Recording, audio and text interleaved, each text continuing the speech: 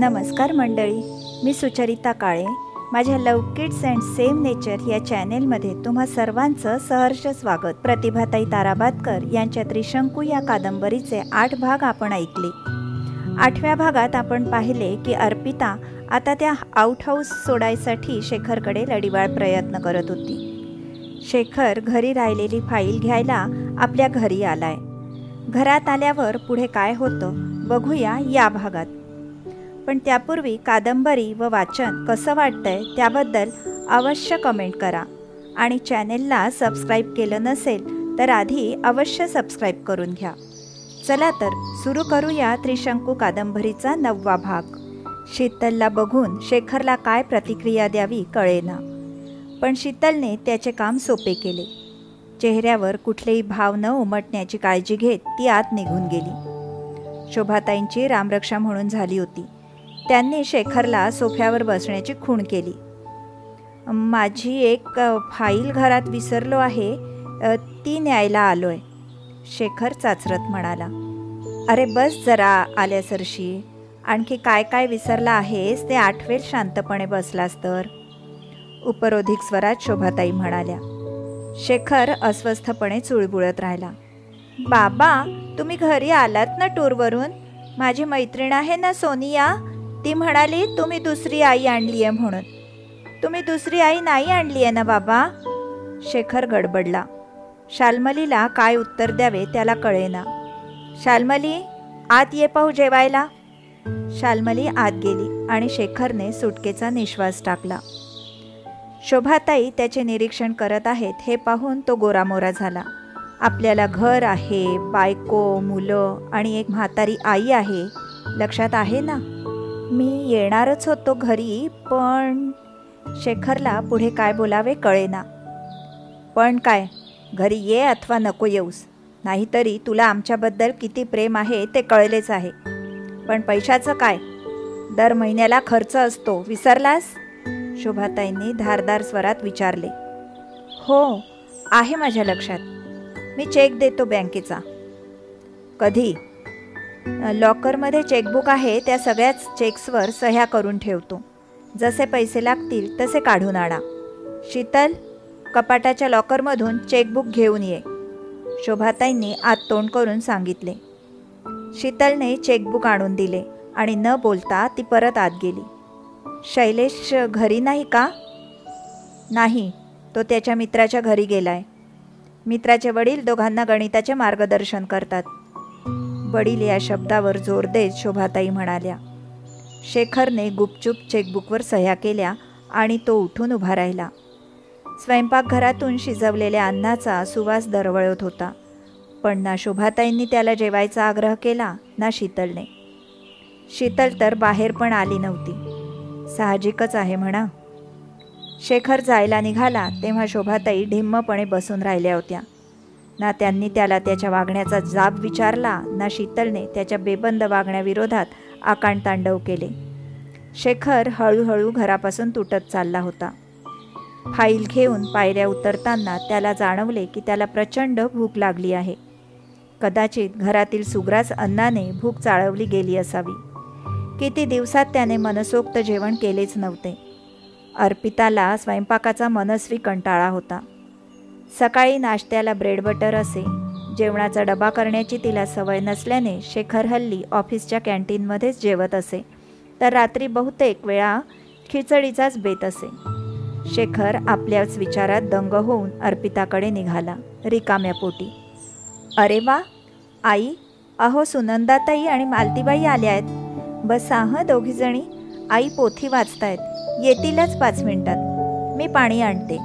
शीतल पाणी आणायला उठली. अगं कशाला पाणी पिणी, शेजारच्या बिल्डिंगमधून तर आलोय. काकू, मी तयारी करायला जाऊ का? शाल्मलीला शाळेतून आणायला जावं लागतं ना. अगं हो हो, जा तू.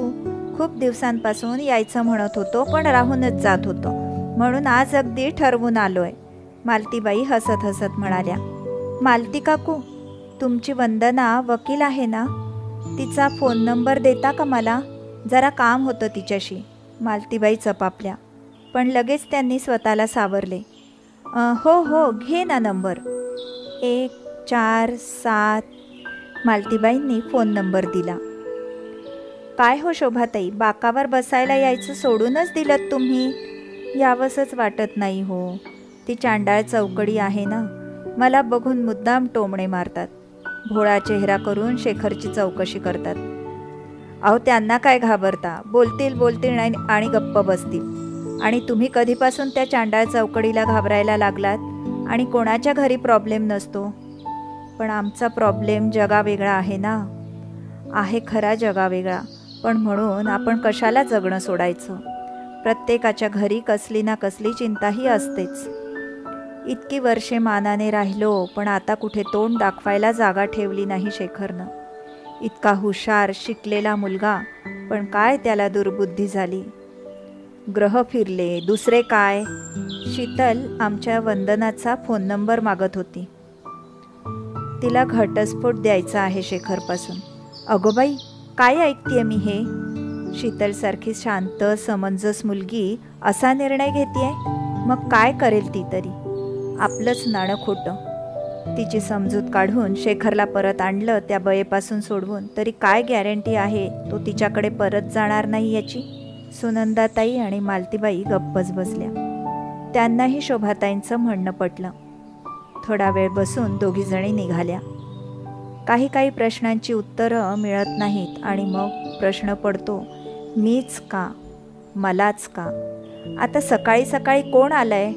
शीतलने दार उघडले तर चांडाळ चौकडीपैकी एक निमाडकर भरजरी साडी नेसून दागिने घालून हातात पूजेचं तबक घेऊन स्मितहास्य करत उभी होती. शीतल, येतेस ना वडावर? हे काय, तू अजून गाऊनवरच आहेस? विसरलीस का? आज वटपौर्णिमा. जन्मोजन्मी हाच पती मिळावा म्हणून वडावर जाऊन पूजा करायची. येतेस ना? नेहमीप्रमाणे शीतल या अनपेक्षित प्रसंगाने गडबडून गेली. पण शोभाताई पुढे सरसावल्या. तुम्ही तर कधी वटपौर्णिमेची पूजा करत नाहीत, मग या वर्षी कशी काय उपरती झाली? नवरा हल्ली मारत नाही का? तुमच्या घरातून पुष्कळ दिवसात त्यांचा मारण्याचा आणि तुमच्या रडण्याचा आवाज नाही आला म्हणून विचारलं. त्याबरोबर ती बाई चपापली आणि पटकन जिना उतरू लागली. शीतल, तुला आता अशा प्रसंगांना तोंड द्यायची सवय करावी लागेल. मला जमतच नाही हो असं फाडकन बोलणं. असं वाटतं समोरच्याला काय वाटेल. तिने असा विचार केला की काय तुला काय वाटेल याचा. मग तू तिची फिकीर करणं सोडून दे आणि आता ताठरपणे वागायला शिक. मला जमेल असं बोलणं?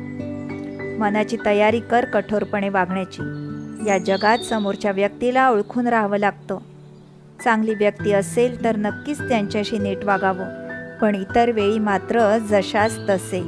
शोभाताई शीतलला सांगत होत्या तेव्हा मागे उभा राहून शैलेशही ऐकत होता. खूप लहान वयात त्याला शहाणपण शिकावे लागत होते.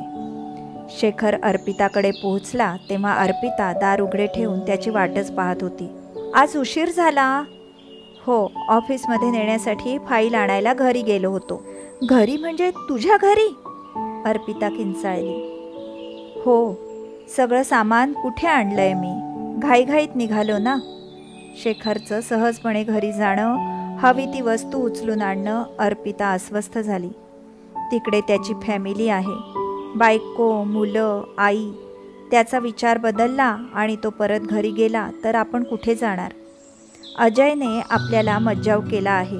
सासरची मंडळी तर विचारणारच नाहीत आणि माहेर म्हणावं तर त्यांनी पण बजावलं आहे की आमच्याकडे फिरकायचं पण नाही. मग आपण कुठे जाणार?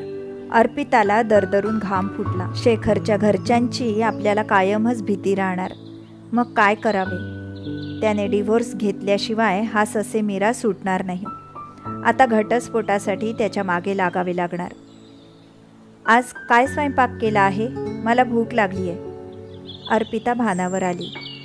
आज घरी गेला होतास, तिथे जेवून नाही आलास? तिथे जेवलो असतो तर भूक कशाला लागली असती? शीतल सगळा साग्रसंगीत स्वयंपाक करते, शेखर बोलून गेला आणि मग चपापला. पटकन कपडे बदलून जेवायला बसला.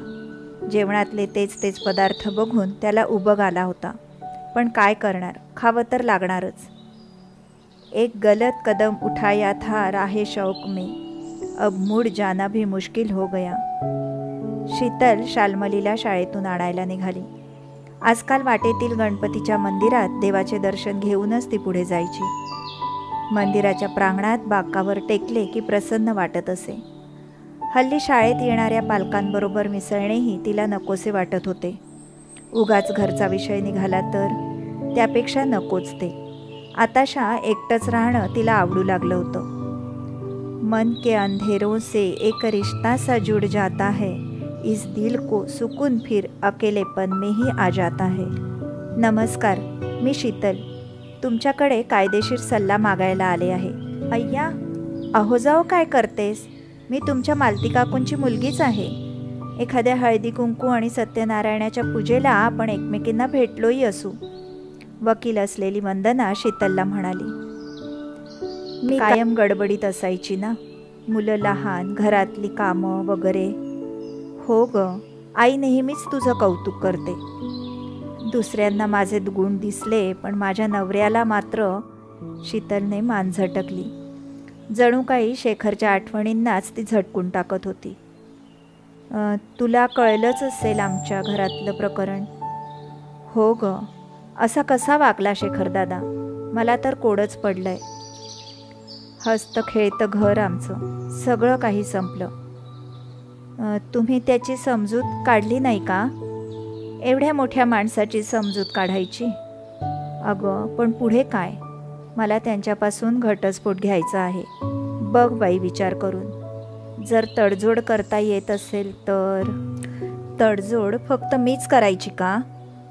वंदना, समाजात मोहाचे क्षण प्रत्येकाला येत असतात, पण कोणी त्यात वाहून जातं का? तेही खरंच आहे म्हणा. शेखर दादाने असं वागायला नको होतं. सध्या तो कुठे आहे? मी असं ऐकलं आहे की त्यांनी भाड्याने जागा घेतली आहे आणि ती दोघं तिथे राहत आहेत. काय? राज रोज राहत आहेत?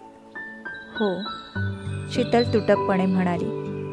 मग तुला माझा पाठिंबा आहे. जरी तो परतून आला तरी कशावरून तो परत असा वागणार नाही.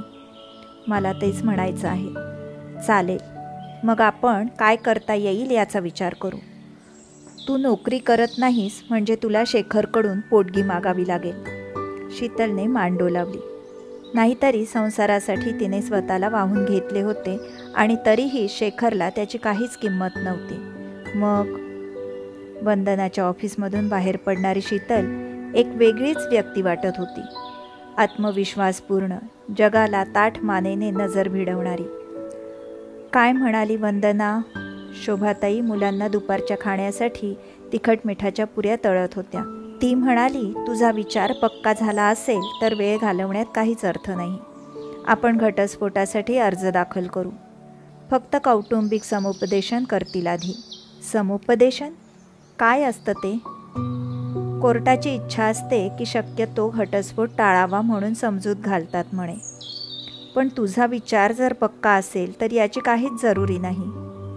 मी वंदनाला तेच म्हटलं, पण ती म्हणाली की ती प्रोसिजर असते म्हणून. आणि पैशांचं काय म्हणाली? ती अगदी नाममात्र फी घेणार आहे आपल्याकडून. इतके जुने संबंध आपले तर पैसेच घेत नाही म्हणत होती, पण मीच तिला आग्रह केला, थोडे तरी घे म्हणून. मग नाईलाजाने तयार झाली. अगं, मी तुला पोटगीबद्दल विचारते आहे. त्याबद्दल होय. ती म्हणाली, तुमचा महिन्याचा किती खर्च येतो, मुलांची फी, किराणा, घराचा इतर खर्च, त्याचा अंदाज काढून ठेव आणि शेखरकडून तेवढी रक्कम मागता येईल. मग आता खर्चाची डायरी करून ठेव आणि लक्षात ठेवून सगळे खर्च मांडत जा. बरं आई. शीतल हातपाय धुवून आली. आता तिच्यापुढे आव्हान होते.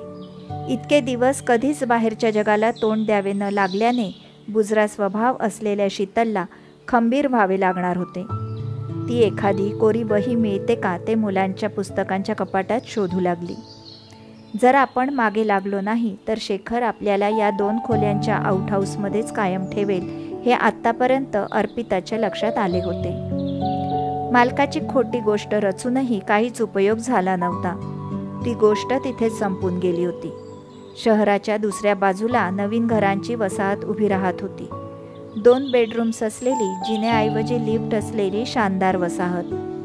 पेपरमध्ये त्या वसाहतीच्या भरभरून जाहिराती येत होत्या. आपण शेखरच्या मागे लागून तिथे फ्लॅट विकत घ्यायला लावायचा. नाहीतरी एवढ्या मोठ्या पोस्टवर आहे तो, त्याला तिथे जागा घेणं काय कठीण आहे. थोडंफार कर्ज काढलं तरी पगारातून लवकर फिटेल. ते काही नाही, आपण हट्ट धरून त्याला तिथे जागा घ्यायला लावायचीच. अर्पिताने मनाशी निश्चय केला. शेखर दादा, श्वेताचा आवाज ऐकून शेखर जागीच थबकला. अरे, इकडे ऑफिसचं काम होतं, म्हटलं आता तुला भेटूनच जावं, खूप दिवसात भेटला नाहीस. श्वेताचे मनमोकळेपणाने बोलणे ऐकून शेखरला फार बरं वाटलं. अर्पिताबरोबर राहायला लागल्यापासून साऱ्यांनाच तो मिस करत होता, पण समोरच्यांचा थंड प्रतिसाद मिळाल्याने त्याला घुसमट झाल्यासारखे वाटत होते. पण श्वेता ज्या पद्धतीने त्याच्याशी बोलत होती त्यावरून तिला आपल्या वागण्याचा राग आला नाहीये हे त्याच्या लक्षात आले. चल, आपण मस्तपैकी हॉटेलमध्ये जाऊन काहीतरी खाऊया. शेखरच्या स्वरात आनंद उमटला होता. हॉटेलमध्ये नाही, तू सध्या राहतोस तिथे मला यायचंय, अर्पिताला भेटायचंय.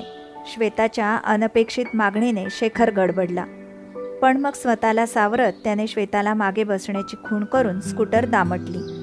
तेजू, ही माझी बहीण श्वेता. शेखरने तिची ओळख करून दिली. श्वेताला बघून अर्पिता गडबडली. तिने न बोलता श्वेताला नमस्कार केला. नंतर शेखर आणि श्वेताच गप्पा मारत बसली होती. अर्पिता नुसतं ऐकण्याचं काम करत होती. तिची काहीच हालचाल दिसेना तेव्हा शेखरनेच तिला सुचवले, तेजू, मस्त गरमागरम पोहे आणि चहा कर, आम्ही दोघे जाम भुकेले आहोत. अर्पिता नाईलाजाने आत गेली आणि तिने पोहे आणि चहा केला. चहा पोहे खाऊन शेखर बहिणीला बसमध्ये बसवून आला. घरात चंडिकेचा अवतार धारण करून अर्पिता त्याची वाट पाहत होती. न कळवता तुझी बहीण आलीच कशी? अगं, ती आमच्या ऑफिसच्या जवळ कामाला आली होती, मग मला भेटायला थांबली. मी तिला सहज घरी घेऊन आलो. शेखर स्पष्टीकरण देऊ लागला, पण अर्पिता ऐकण्याच्या मनस्थितीतच नव्हती. तिला संशय आला होता की घरच्या माणसांनीच तर तिला पाठवले नसेल आपण कुठे राहतो त्याचा पत्ता काढायला. आणि मग हळूहळू त्यांचे येणे जाणे वाढले आणि शेखरला त्यांची ओढ वाटून परत तो तिकडे गेला तर आपलं काय? धड ना इकडे ना तिकडे. त्रिशंकूसारखी तर गत होणार नाही ना आपली. जे नाते विश्वासाच्या आधारावर उभारलेले नसते त्याची गत अशीच होते, त्रिशंकूसारखी. नीट बांध राखी, घट्ट बांधली तर दिवसभर टिकून राहील, नाहीतर शाळेत जाता जाता पडून जाईल. तुझं रक्षण करायचं आहे ना? मग शैलेश शाल्मलीला दम देत होता.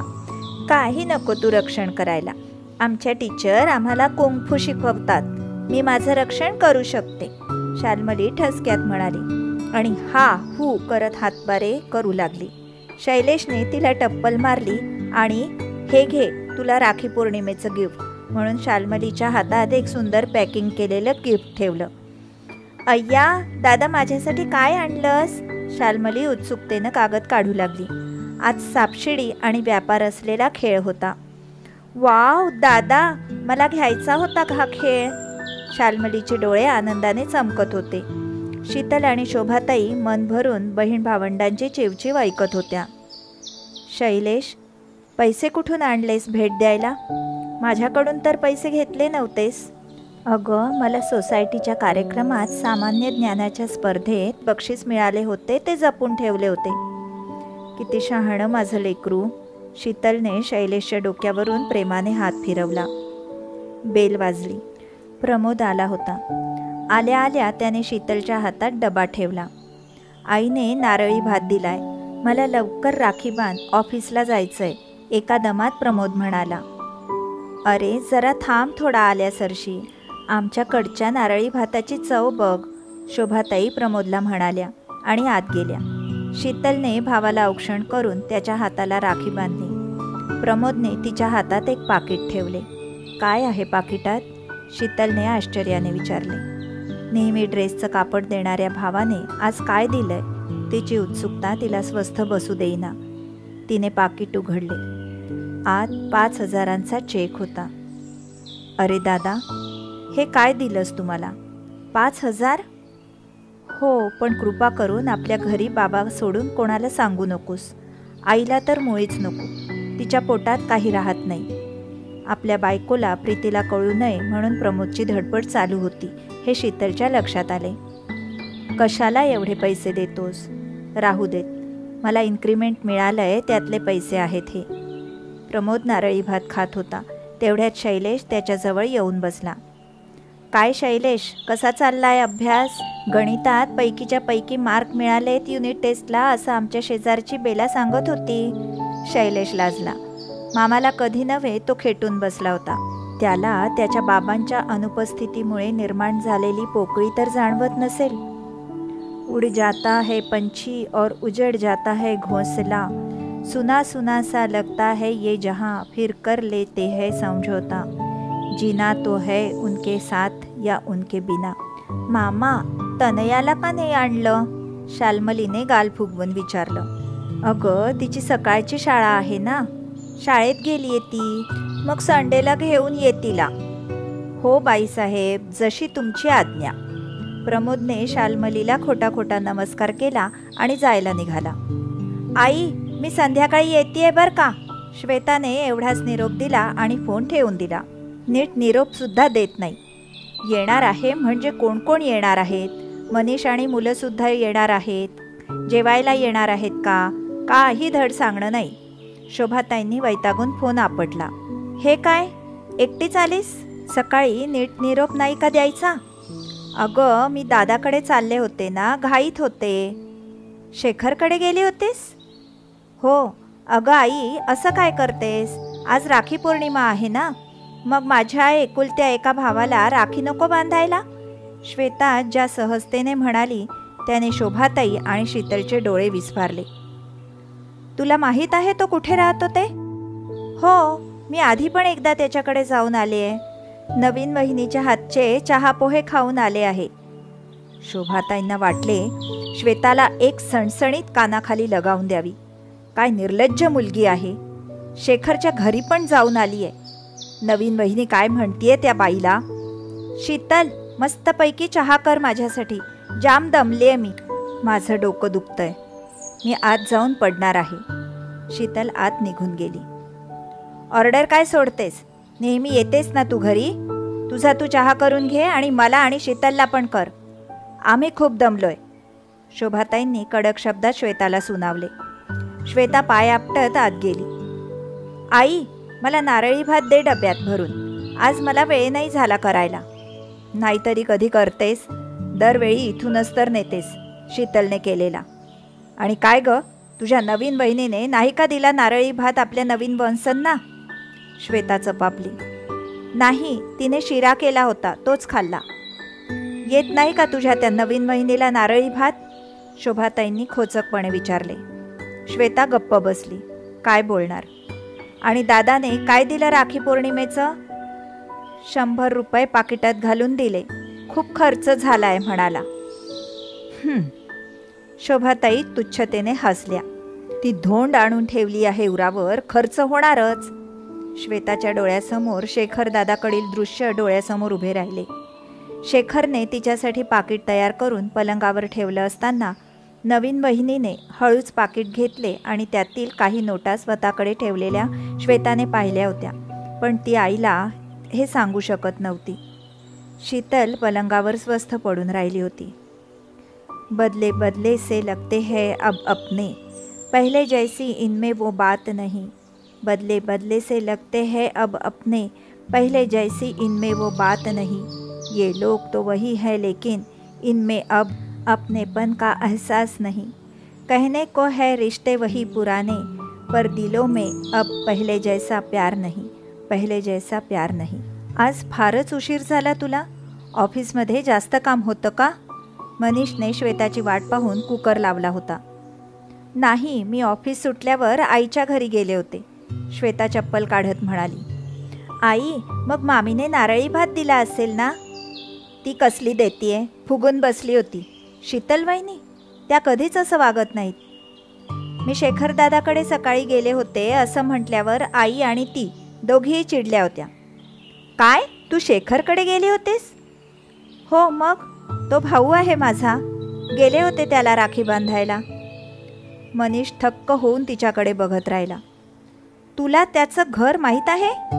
हो, मागे पण एकदा गेले होते. मला बोलली नाहीस कधी? सांगितलं असतं तर चिडला असतास आणि तासभर लेक्चर दिलं असतंस. अगं अति शहाणे, त्यामुळे शीतल वहिनींना काय वाटलं असेल? मला माहिती आहे तुला वहिनीचा किती पुळका आहे ते. त्याच तर सगळं घरचं बघतात, आला गेला, खाणं पिणं. मग मला माहीत होतं तुला मी दादाकडे गेलेलं आवडणार नाही म्हणूनच मी तुला सांगणार नव्हते. श्वेता पाय आपटत आत गेली. मनीष हताश होऊन आपल्या मूर्ख बायकोकडे बघत राहिला. त्या नवीन बाईला हिच्याबद्दल काय प्रेम वाटणार? मुळात स्वतःचे घर सोडून आलेली, या घरातल्या व्यक्तींशी काहीही संबंध नसलेली ती बाई. श्वेताने कशाला त्यांच्या घरी जायचे? मनीषने एकदा शोभाताईंकडे जाऊन श्वेताने केलेल्या चुकीची माफी मागायचं ठरवलं. सगळं कुटुंब गावी असल्याने मनीषला या घराचाच आधार होता. शीतल वहिनी आपलेपणाने श्वेताच्या असमंजस वागण्याकडे दुर्लक्ष करून आतिथ्य करीत होती. वेळ पडली तर मुलांना ठेवून घेत होती. अचानक गेले तरी जेवल्याशिवाय सोडत नव्हती. पण श्वेताला त्याची काही किंमत आहे का? मनीषने मनातल्या मनात श्वेताला सणसणीत शिवी दिली. अगं बाई सुमावंस, तुम्ही अमेरिकेहून कधी आलात? शोभाताईंनी दार उघडले आणि आश्चर्याने विचारले. अगं 3 दिवस झाले. मग घराची साफसफाई, कामवाल्या बाईला बोलावणं, सामान भरणं यात वेळ गेला, त्यामुळे कळलंच नाही. काय कळलं नाही? हेच की शेखरचं वागणं. तुम्हाला कसं माहीत? अगं आमच्याजवळ एक सुपरमार्केट उघडलंय, तिथं आला होता तो त्या बाईबरोबर. शोभाताई गप्प बसल्या. ती बाई राजरोसपणे शेखरबरोबर फिरते? नुसतीच फिरत नाहीत, राजरोसपणे एकत्र राहतायत. पण काय हो वंस, त्याने तिची ओळख करून दिली? छे, मला बघून त्याने पाठ फिरवली. आपल्या वागण्याचं काय समर्थन देणार तो? अगं शीतलच्या आईचा फोन आला होता याबद्दल आणि नेमके दोघे दिसले मला. बघा न वंस, कसा वागतोय बेतालपणे. मी तर गडबडून गेले आहे. या वयात असं वागणं म्हणजे काय सांगायचं, बोला. शीतल घटस्फोट घेणार आहे असं तिची आई म्हणत होती. शोभाताईंनी न बोलता मान डोलावली. बाई ग, कसं व्हायचं आता? शोभाताईंनी वर बोट केले. तो जसं चालवेल तसं चालायचं. शेवटी बुद्धी चालणं बंद झालं की सारा भार देवावर सोडायचा. दोघीजणी आपल्या विचारात बुडाल्या. शेखर आणि अर्पिताचा प्रणय बहरात आला होता. अर्पिता त्याच्या गळ्यात हात घालून लाडेलाडे त्याला म्हणाली, शेखर, आपण त्या नवीन वसाहतीत एक अपार्टमेंट घ्यायचं का? 2 बेडरूम्सचं. बांधताना घेतलं तर स्वस्त पडेल. छे, असलं काही मी करणार नाही. आधीच 2-2 घरांच्या खर्चाचा ताळमेळ बसवताना नाकी नऊ येत आहेत आणि वर हा एवढा खर्च शक्यच नाही. अर्पिताचे डोळे संतापाने लालभडक झाले. तिने ओठ आवळले आणि शेखरला ढकलून दिले. या खोपटात राहायला मी अजयला सोडून आले आहे असं वाटतं तुला?